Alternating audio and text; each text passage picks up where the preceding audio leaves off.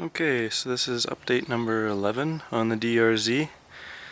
You'll likely notice that the cylinder head is gone, and there's an explanation for that, but I'll talk about some other things first. I just finished taking off the crankcase cover again for about the 10th time, because I've had it on and off and on and off for the water pump and other things, and this time it was the kickstand. There's a big spring which has to be twisted all the way around and fitted into a hole, and that's the spring which kicks the kickstand back up the top, and I hadn't had that seated properly. And since this crankcase cover has been on and off so many times during this repair process, I put a new gasket in. So this one's kind of beat up, even though it's never been ran. Well, the engine started once, but it's not in very good shape, so I put another one in because I ordered it earlier thinking that I had an oil leak. I talked about this, but yeah, I had an oil leak that would not go away, and it turned out to be coming from this drain bolt. This drain bolt is so you can drain out excess oil out of the oil filter when you're doing your oil change. And it has a crush washer on it, and I've never replaced that. And so I put a crush washer on it, and that fixed it up. But I thought it was the gasket. I did make a number 11 video, but I don't really like that one, so I already put it unlisted. I'm gonna delete it, replace it with this. Another little modification you'll notice has been done. So these bolts right here, they actually require hex keys. I took a disc grinder to those because the hex keys are stripped, and now I can just use a screwdriver on them, so that's pretty handy. Same thing with these bolts that hold on this cover for the brake caliper or brake cylinder, whatever it is, except I just used a hacksaw on them, and because those were totally stripped too, so now I can get at that again, which is that's kind of cool. Yeah, so I had the top end of the engine in, and I started it, and it ran, and there's a video of me doing that, and it was fine. And then I moved away for 7 months, and now I just came back.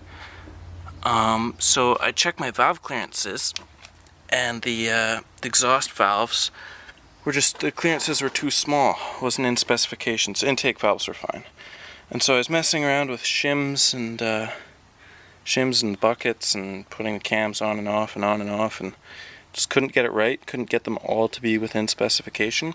And that's likely because I pulled the valves all the way out and had them out of the cylinder head, and I cleaned the carbon off of them. So that cleaning the carbon off of them might be why the exhaust valves aren't sitting right anymore. And I put them all back together, and it was a really, really bad process the way I did it because I didn't have the right tools, and I was kind of forcing things to go. And but I got them all back put together. If you've ever put valves in a bike, you know what it's like. Without the right tools, it's not easy. But then I was noticing one of my valve buckets was sticking. I have a little magnet lifter thing, and that wouldn't pull it off. And so there's either two things that are or three things really. The valve bucket's damaged, but I swapped a second one in, and it did it too. And then the other one worked fine. So it's not a damaged valve bucket. So that would mean it's either a bent valve, or the wall that the valve bucket slides in is damaged from a screwdriver or something from when I put it in. So I worked on that so much, and then I just decided, you know what, F it, and I took that to the shop, which has a 2-week backlog, and so they actually should be getting it to it this Monday, and I gave them some new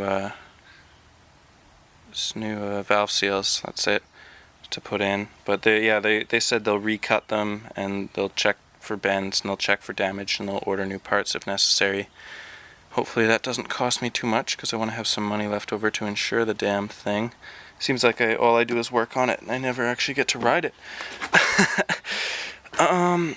Yeah, so that's where I'm at now. I just got a new battery put in today. That arrived. And so it's this gel pack battery, cost $40 from the shop.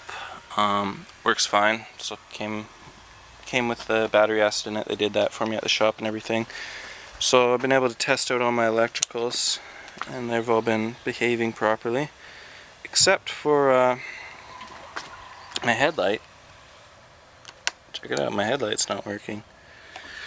So the wiring for my headlight's iffy, and I need to get that fixed. That's been a problem since I first owned the bike, and you never want your headlight to fail on you when you're riding at nighttime or anything like that. The wiring under here is just a mess. It's got these handy dandy little clips there from the Cherokee plastic kit. Make it